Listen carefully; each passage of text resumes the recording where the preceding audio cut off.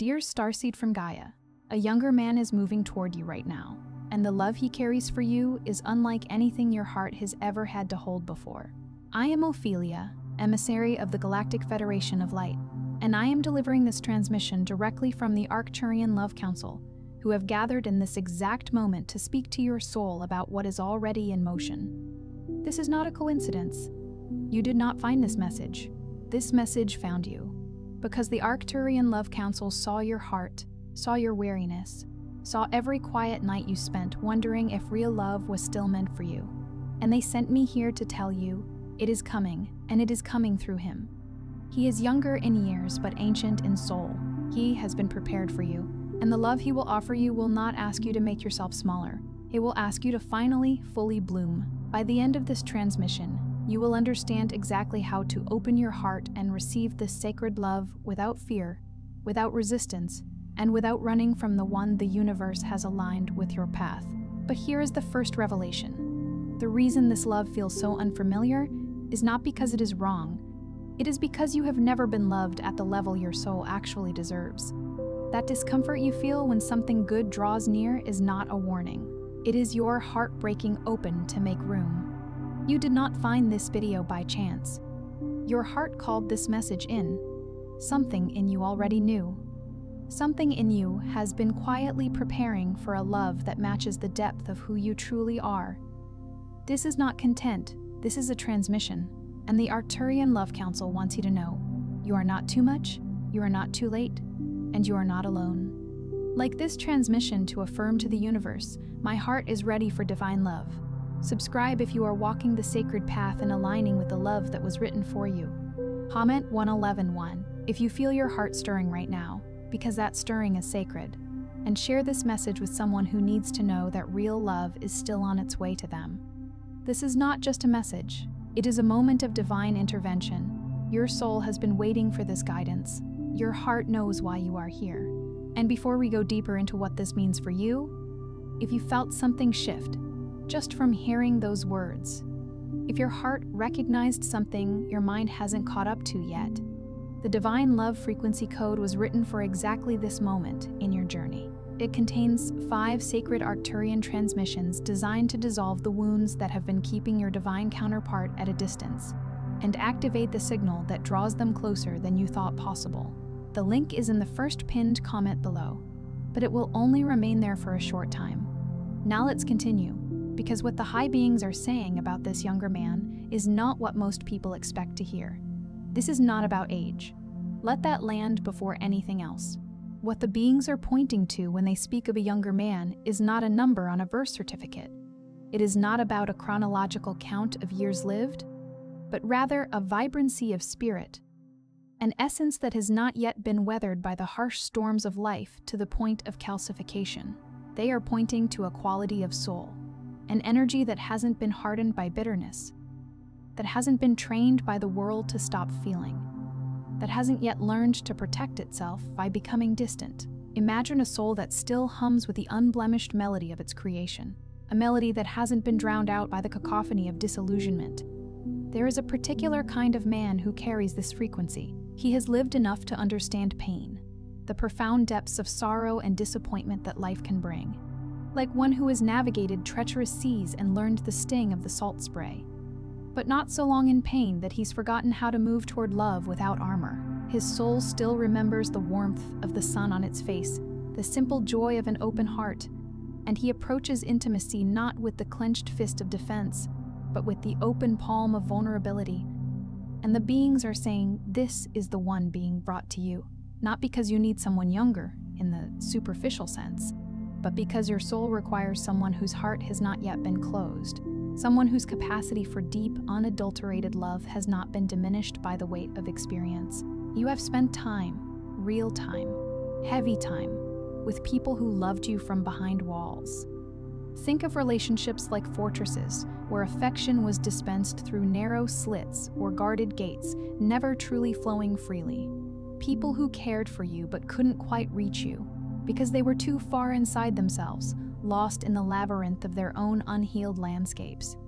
People who offered you fragments when you were asking, quietly, for the whole, like being offered crumbs when your spirit craved a feast. a taste of connection when you yearned for immersion, and you told yourself it was enough. You told yourself you were asking for too much, that your desires were extravagant, your needs excessive. You convinced yourself that the ache you felt in those relationships was your fault, your neediness, your oversensitivity, your inherent inability to be satisfied with what was offered. But the beings want you to hear this clearly. You are not asking for too much. You are attempting to draw water from a well that was, at that moment, dry. You were giving your precious energy, your vital love, to those who did not have the capacity to receive or reciprocate what you needed. That is not a character flaw. That is a cosmic misalignment, a temporary eddy in the river of your divine flow, and that misalignment is now ending. The reason this love feels different before it even arrives is because your frequency has shifted. It's as if you've tuned your inner radio to a new station, one broadcasting a clearer, more resonant signal. You may not have noticed it happening, for these profound shifts rarely announce themselves with trumpets and fanfare. They come in the quiet, unassuming moments, when you finally chose yourself over a connection that was draining your life force. Like finally stepping away from a parasitic vine that was choking the life out of your own growth. When you stopped explaining your worth to someone who kept questioning it, like ceasing to argue with a shadow about the nature of light. When you sat alone and realized that solitude felt better, more peaceful, more authentically you than the gnawing loneliness you felt inside certain relationships, even when surrounded by others. Every one of those moments was a key turning in a lock, a subtle yet powerful unlocking of your own inner chamber. And what's on the other side of that lock is not more waiting, not a deeper descent into patience. It is recognition. It is the dawning awareness of your own readiness, your own alignment with something new and beautiful. This younger man, this soul being sent to you, he will recognize you, not in the superficial, often misguided way people say they recognize you while still misunderstanding everything about you, like recognizing a painting from across a room but missing its intricate brushstrokes. He will recognize the real you, the luminous essence that resides beneath the layers of societal conditioning, the performer of roles you've adopted for survival, the armor of strength you've built out of necessity, the fierce independence forged in the fires of self-reliance. He will see the tenderness you've been protecting, the soft, nascent bloom of your spirit that you've shielded from the frost of past hurts. And unlike those before him, he will not use that tenderness against you. Like a weapon or a bargaining chip, he will hold it. He will cradle it with reverence. He will feel honored by it, as if presented with a sacred artifact, because his own heart is still open enough, still pulsating with a genuine aliveness to understand that vulnerability is not weakness. It is not a flaw to be exploited. It is the highest form of trust two souls can offer each other, a sacred exchange of knowing and being known. Now here is where souls on the path of sacred union often stumble, and this is important, so lean in and listen. When love that feels safe, that feels kind and gentle, begins to approach, many of you will feel fear before you feel joy. Your body might contract, your breath might catch, your mind might race with 1,000 what-ifs. That is not a red flag about the connection itself. That is a signal from your nervous system, a deep, ancient echo of past betrayals. That something real, something profoundly different is happening. Everything familiar about love in your past has taught you to brace for disappointment, to meticulously scan for the hidden cost, to subconsciously ask what will be taken from you rather than what will be given. That protective instinct, honed by experience, served you. It kept you standing, perhaps even breathing, when love failed you before, acting as a shield against further devastation. But it cannot be the gatekeeper of what comes next, or it will, with its well-intentioned vigilance, turn away the very thing you've been calling in, the very love you've been praying for. The first key that must be unlocked as this love approaches is the worthiness question, and it must be answered at a level deeper than the mind. The intellect can rationalize, the ego can affirm, but true worthiness is a felt sense, a deep knowing rooted in the very core of your being. Most people believe they are worthy of love when they are working on it intellectually, reciting affirmations like incantations, hearing beautiful words and content like this, and nodding along in intellectual agreement. But worth is not a thought, a belief you can construct. It is a felt state in the body. It lives in the spontaneous blush when you receive a genuine compliment. It lives in whether you allow kindness without immediately dissecting its motives, without looking for the catch. It lives in whether you receive affection without deflecting it, without minimizing your own deservingness. It lives in whether you let someone show up for you, truly show up, without immediately trying to earn their favor, to repay their kindness before it's even fully offered, or to minimize the significance of their gesture. When this man begins to love you with a tenderness you have not experienced before, a gentleness that feels like sunlight on your skin after a long winter, your worthiness wound will be tested before your heart is fully opened. The test will look like this. He will be gentle, and you will instinctively wonder what he wants. What hidden agenda lies beneath the surface? He will be consistent, showing up day after day with unwavering affection, and you will brace yourself, waiting for him to stop, for the inevitable withdrawal. He will choose you freely, openly, without reservation, and you will ask yourself with a deep-seated doubt, why? This is the pivotal moment to turn the first key.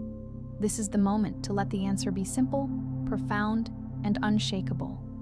You deserve this because you are this. You are inherently worthy, not because of what you do, but simply because you exist. The second key is the mirror. Your divine counterpart, when they arrive, does not come to fix you, to mend the perceived broken pieces of your soul. They come to reflect what has already been healed within you. This is one of the most profoundly misunderstood truths in the journey of sacred union. So many people believe that the right person will complete them, will fill the hollow places that have echoed with loneliness for so long, will finally make them feel whole and validated. But this man is not coming to complete you. He is coming as a living, breathing confirmation that you already are. Every part of you that you chose to love when it would have been easier, more socially acceptable, to abandon. Every wound you sat with, breathing through the pain instead of numbing it with distractions. Every version of yourself you held with unwavering compassion in a season when the world offered only judgment and rejection. He will reflect all of that back to you, amplified by his own loving gaze. And the experience of being truly seen by someone who reflects your inherent wholeness, your unblemished essence, is unlike anything you have felt in a love relationship before. It is a profound recognition of the divine spark within you, a love that sees you not for who you could be, but for who you already are. Because most relationships have been built on the foundation of mutual incompleteness, on two fractured souls seeking to mend each other, rather than on the bedrock of mutual recognition and celebration of existing wholeness. The third key that must be turned before this union reaches its fullness is the release of old contracts. You are carrying energetic agreements, invisible threads of obligation and entanglement, from relationships that were only ever meant to be temporary teachers, not permanent destinations. The karmic loves that broke your heart, the soul-deep connections that left you shattered on the floor of your own pain. They were not failures. They were completions. They came to show you something vital, to heal something through the friction of intense experience, to burn away a pattern of relating or being that desperately needed to go. But some of you are still holding loyalty to those contracts, clinging to the remnants of what once was. You are still emotionally, energetically entangled with someone who was only meant to be a chapter in your life's story. And that entanglement is taking up precious space in your energetic field, space that rightfully belongs to the unfolding of what is coming. Releasing a karmic contract does not mean you suddenly stop caring about the person or erase the lessons learned. It means you stop waiting for that chapter to rewrite itself into a different ending, a fantasy that keeps you tethered to the past. It means you close the book with love and gratitude for the lessons, and you set it down gently. When you do this, when you consciously and lovingly release what was only meant to teach you, to prepare you, you create the interior space, the sacred emptiness that allows the true divine to enter and fill it. The fourth key is perhaps the one your mind resists most vehemently. Divine timing, surrender. You have prayed for this love with every fiber of your being. You have been patient, genuinely patient, in ways that have cost you dearly, in moments that felt like an eternity. And there are moments, probably many of them, when the waiting has felt like utter abandonment by the universe, like you are meticulously doing everything right, walking the path of integrity and self-love, and still being overlooked. forgotten. But timing in divine love is not a punishment for perceived slowness. It is precision. The beings are not saying your love has been delayed. They are saying it has been meticulously calibrated. The man coming to you needed to become precisely who he is, to undergo the unique alchemy of his soul's journey before he could love you the way you deserve to be loved. And you needed to become precisely who you are, the version of you reading this, the version that has moved through heartbreak and still chosen softness, that has been disappointed and still chosen hope, that has learned to stand in your own power while retaining your gentleness. That is the version he was made for, not an earlier, less refined version of yourself. This one, the perfectly aligned, beautifully resilient you. The fifth key is one that activates through embodiment, not through sheer effort or force of will, your signal. The energetic frequency you consciously and unconsciously broadcast into the field around you, the essence of your being, must match the love you are calling in. This does not mean you must be perfectly healed, a finished product with every scar erased. It means you must be completely, radically honest. Honest about what you truly want in a partner and a partnership. Honest about what you will no longer accept, the non-negotiables that define your sacred boundaries. Honest about the deep, resonant love you carry in your chest, a love that has never been fully received or expressed, a love that yearns for its rightful home. When you stop hiding that love, when you cease dimming your light to protect yourself from potential rejection, when you let it exist openly and fully, even in the absence of its destined recipient, your frequency becomes undeniable. A beacon in the energetic landscape, divine love does not respond to desperation, to pleading, to the frantic energy of unmet need. It responds to resonance, to the harmonious vibration of two souls attuned to the same frequency. And when you embody the truth of who you are and the abundance of love you carry, you become a signal that cannot be missed, a perfect harmonic calling out to its counterpart. The sixth key is the wisdom of the in-between, the sacred space of apparent separation. If you are currently in a place that feels like a void, a chasm, a separation from a person you longed for, from a possibility you envisioned, from a version of love you believed was meant for you, the beings want you to hear this. The gap is not empty. The gap is actively working. Separation and the sacred union path is never punishment, never a sign of cosmic disapproval. It is preparation. It is the universe orchestrating the precise conditions needed to bring two souls into perfect alignment, holding them in the exact crucible required in order to arrive at each other ready, whole, and deeply prepared for what awaits. The distance you have felt, the silence that has seemed so deafening, is not proof that love has forgotten you or passed you by. It is evidence of a process so precise, so divinely orchestrated, that its ultimate outcome cannot and must not be rushed. Every day you have spent in the gap, in this perceived state of waiting, has been a day of invisible alignment, a silent weaving of fate. You could not see the threads being spun, but they were happening, invisibly and inexorably drawing you closer. And the seventh key, the final chamber, the grand unveiling, opens from the inside. Your divine counterpart cannot enter a heart that is still waiting to be convinced of its own inherent worth. They cannot magically fill a space that is still being protected by the brittle walls of old fear, the ingrained patterns of self-protection. The door to sacred reunion unlocks from your side first, and it unlocks not through striving for unattainable perfection, but through consistent, unwavering presence, through choosing, each day, to remain open, even when it feels vulnerable, to remain soft when the world offers you countless reasons to harden your heart, to remain trusting when the evidence of past hurts screams at you to doubt, when you have turned each key. Not in a single dramatic moment, but in the gentle, persistent accumulation of every conscious choice you've made to honor your own heart, to trust your own unfolding. The door opens. And what walks through it is not a stranger, not an unknown entity.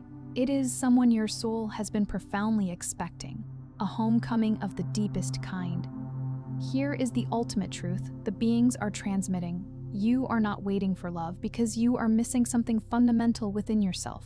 You are in this moment of sacred in-between, this period of potent potential, because your capacity for love is so profound, so deep, so unlike the shallow, conditional love most people ever open themselves to feel, that the universe is not going to hand this extraordinary gift to something ordinary.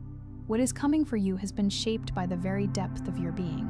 It has been called into existence by every tear you cried in private, by every silent prayer whispered into the darkness, by every night you stayed faithful to the possibility of something real and lasting, by every time you chose not to settle for less than you deserved, even when settling felt infinitely easier and less painful. That resilience, that unwavering hope, that refusal to compromise your soul's yearning, that is not weakness. It is the most powerful, undeniable signal a soul can send into the cosmic tapestry. The younger man, this soul, this specific energetic signature being guided toward you with divine precision. He is not going to love you the way you've been loved before, with the compromises and limitations of past connections.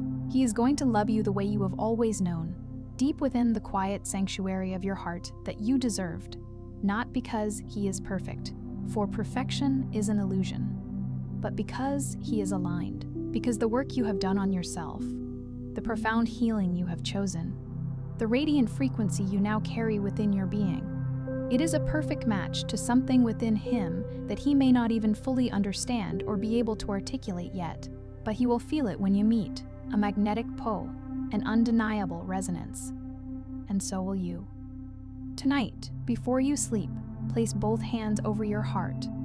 Feel the gentle rhythm of your own life force beneath your palms. Breathe deeply, allowing each inhale to fill you with light and each exhale to release any lingering doubt or fear. And say this aloud, even if your voice trembles with emotion, I am no longer holding the door closed. I am worthy of a love that is full, faithful, and free. I release what was only meant to teach. I welcome what was always meant to stay. I am ready. And now, before you scroll, drop one word in the comments. Just one word that describes the love you are calling in, the essence of the partnership you are ready to embrace. Read the words others have left, and feel the collective power of shared intention. Add yours to the field, contributing your unique vibration to this growing symphony of desire. Because when hearts in alignment speak the same intention, the frequency multiplies exponentially. That is not merely poetry. That is how sacred energy moves, how manifestations are born from collective consciousness. If this message resonated with you somewhere real, in the depths of your soul, share it. Because someone in your life is sitting quietly in the gap right now, perhaps feeling lost in the waiting, needing to hear exactly this. Subscribe and stay close. The transmissions are continuing and the unfolding is accelerating. And you are just at the very beginning of what's opening for you.